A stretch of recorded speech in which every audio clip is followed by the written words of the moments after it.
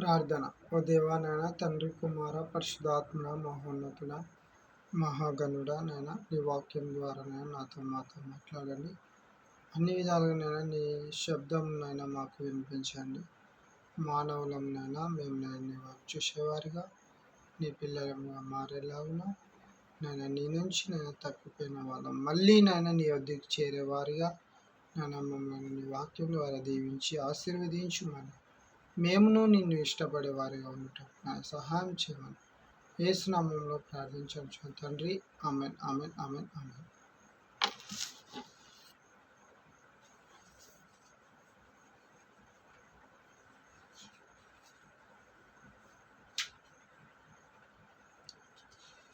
అనాది లక్షణములు.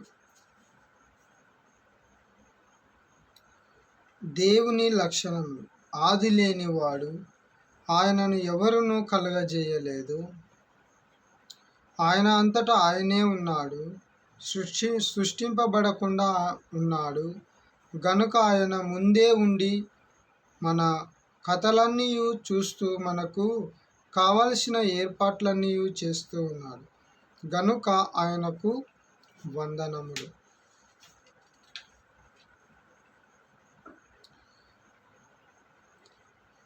జీవము. ఆయన జీవమై ఉన్నాడు గనుక ఏమీయు పని చేయకుండా ఉండలేడు, ఎప్పుడునూ పని చేయుచూ ఉండును. మానవులలోని జీవము బలహీనతను బట్టి నిర్జీవ స్థితిలోనికి వచ్చినప్పుడు మరలా మానవునిలో జీవము దారపోయిను. మరియు నా ప్రార్థనయు నేనును జీవము కలిగి ఉందును. మరణము వచ్చిన ఇది మరణమందుక ఉన్నది, ఇది జీవమే గనుక అను. అవిశ్వాసులు అలాగూ అన్నారు, మరణమును చూచి మరణమే అందురు. విశ్వాసులైన ఇది కొత్త జీవము అందురు. 8. సర్వవ్యాపకత్వము. మనమెక్కడనున్నా ఆయన అక్కడ ఉన్నాడు కనుక భయపడనక్కర లేదు. పరలోకంలోను భూలోకంలోను అన్ని స్థలములలోనూ ఉండగలడు. మనిషి ఎక్కడ ఉన్నను దేవుడు అక్కడ ఉండగలడు. మానవునికి జతగా ఉండగలడు, సహాయం చేయగలడు. ఆయన సర్వవ్యాప్తి గనుక ఆయన ప్రభావం, ప్రేమ, జీవము, కాపుదల అన్ని చోట్ల కనబడుచున్నది. నేనెక్కడ ఉండునో నా నీడ అక్కడ ఉండును, అలాగే నా నీడ వలె ఆయన దగ్గర ఉండును గనుక నీకు ప్రణతులు. 9. న్యాయం. ప్రతి వారికి తగిన స్థితి ఏర్పరచును. ఒకరు పొరపాటులోనున్నప్పుడు న్యాయమైన రీతిగా గద్దించి శిక్షించును. కొందరు దేవుడు తండ్రి అయితే మాకు కనబడకూడదా అని అడుగుచున్నారు. మనిషి కనబడకుండుటే దేవుని యొక్క న్యాయం.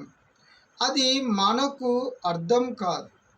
ఆయన ఏ కాలంలో ఏ భక్తునికి అన్యాయం చేయలేదు. నిత్య మంగళ స్తోత్రములు. 10. స్వతంత్రుడు. దేవుడు స్వేచ్ఛాపరుడు, ఎవరునూ ఆయనను ఎప్పుడూ సలహాయనకర లేదు. తన ఇష్టప్రకారం అన్నీ చేయగలడు. మనకు స్వతంత్రముగా పనిచేయగల శక్తి అనుగ్రహించింది. అన్ని లక్షణములు దేవుడు మనకు ఇచ్చి స్వతంత్రత లక్షణము ఇవ్వకపోయినా ఎడల తక్కిన లక్షణములను ఇచ్చిన ప్రయోజనము లేదు. ఆదాము పాపంలో పడినప్పుడు దేవుడు స్వతంత్రుడు గాన ఊరుకొన్నాడు. ప్రేమను బట్టి వెళ్ళినాడు, జ్ఞానమును బట్టి తెలుసుకొన్నాడు, శక్తిని బట్టి బయటకు తీసుకొని రావాలనుకున్నాడు, న్యాయంను బట్టి తీసుకొని వచ్చినాడు. దేవుని లక్షణములలో ఎగుడు దిగుడులు లేవు. ఒకటే బంతి, ఒకటే దొంతి గనుక మనకు శాంతి. దేవుడు శుభలక్షణములతో అన్ని లోకములను పరిపాలించుచూ ఉన్నాడు. దేవలోకం, పరిశుద్ధులు, దేవదూతలు, పరిశుద్ధులు ఆత్మలు గనుక కంటికి కనబడరు, గొప్ప శక్తి గలవారు. దేవుణ్ణి స్తుతించుట వారి గొప్ప ఉద్దేశం. దైవ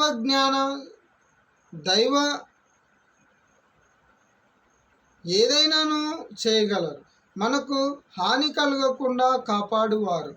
మనము భక్తి మార్గమున నిలుచుటకు ఎంత సహాయమైనను చేయగలరు. ఎంత గొప్ప మిత్రులు.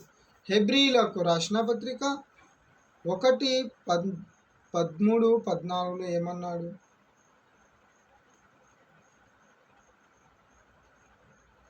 వీరు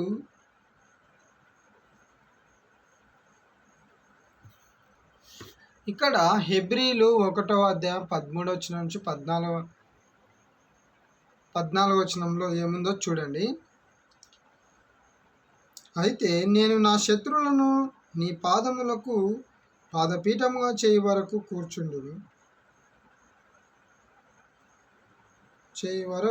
నా కుడి పర్శ్వమున కూర్చుండును అని దూతలలో ఎవరిని గురించి అని ఎప్పుడైనా చెప్పారా? వీరందరూ రక్షణను స్వాస్థ్యము పొందబో వారికి పరిచారం చేయుటకై పంపబడిన సేవకులైన ఆత్మలు కారా? ఈ విధంగా ఆత్మలు. వీరు ఎవరును చేయలేని గొప్ప స్థుతి చేయుదురు. ఒక మనిషికైనా కష్టం రానియరు. మనకు ఏ కష్టము వచ్చినను వారు సహించలేరు. వారికి గల శోధన ఏమనగా మనిషి తన సహాయమునకు దేవదూతలను రానివారు. మనిషిగా రానిస్తే ఎంత సహాయమైనా చేతురు. మనిషికి సహాయం చేయుటకు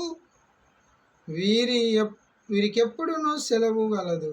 కానీ మనిషిలో పాపం నైజము సాతాను బుద్ధి ఉన్నందున వారిని రానివాడు. మనిషి పాపంలో పడినప్పుడు దేవదూత వచ్చి పడకుండా సహాయపడును.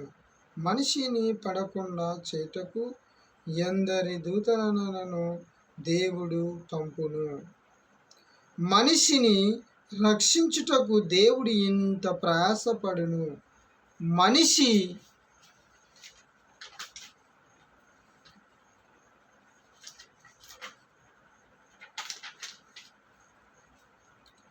దేవదూతలకు కృతజ్ఞతాస్తుతులు చూపవలెను.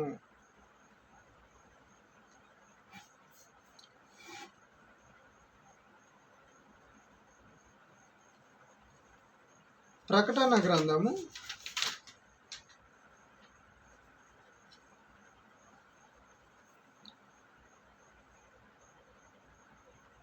9వ అధ్యాయము చూడండి. ఇక్కడ యూదా 9వ అధ్యాయము, యూదా రాసిన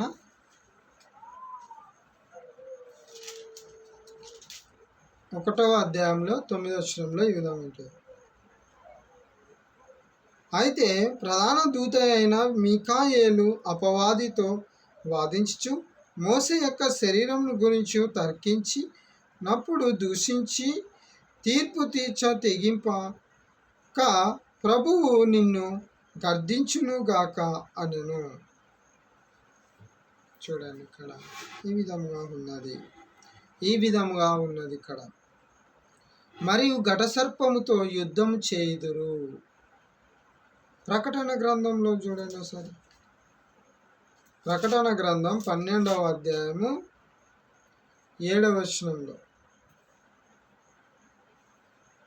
అంతటా పరలోకమందు యుద్ధం జరిగెను. మికాయేలును అతని దూతలను ఆ ఘటసర్పముతో యుద్ధము చేయవలెనని ఉండగా. చూడండి, ఈ విధముగా ఉన్నది. దానియేలు కూడా 10వ అధ్యాయము, దానియేలు 10వ అధ్యాయము 13వ వచనంలో కూడా ఇక్కడ చూడండి ఒకసారి.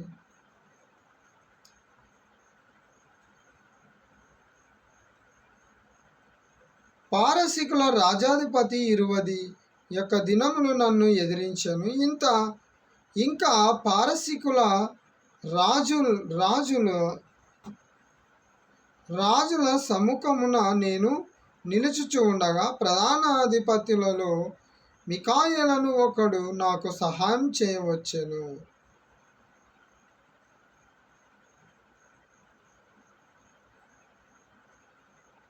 ఇక్కడ సహాయం చేయవచ్చును.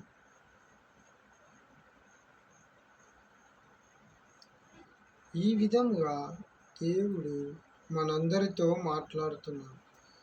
దేవుడి వాక్యమును దీవించును గాక. ఆమేన్.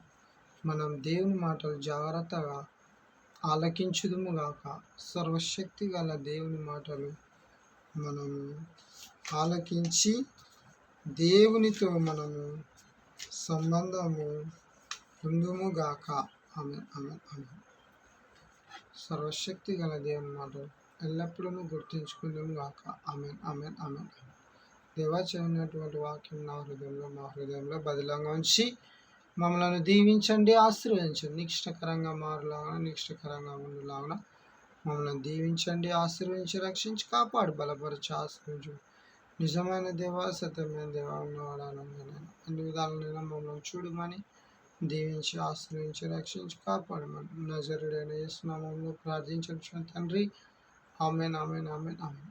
పరలోకమందున్న మా తండ్రి, నీ నామం పరిశుద్ధపరచబడినాక నీ రాజ్యం మాకు వచ్చును గాక. నీ చిత్తం పరలోకమందు నెరవేర్చబడినట్లు భూమి యందును నెరవేర్చబడును గాక. మాకు కావాల్సినందున ఆహారం నేడు మాకు దయచేయము. మా రుణస్థులను క్షమించున్న ప్రకారము మా రుణములను క్షమించు. మమ్మల్ని శోధన లేక కీడు నుంచి దృష్టి నుంచి తప్పించు. ఎందుకంటే రాజ్యం, బలం, శక్తి, మహిమ నిరంతరం మీరైన తండ్రి. ఆమేన్, ఆమేన్, ఆమేన్. నా ఫోన్ నంబర్ 6304819565.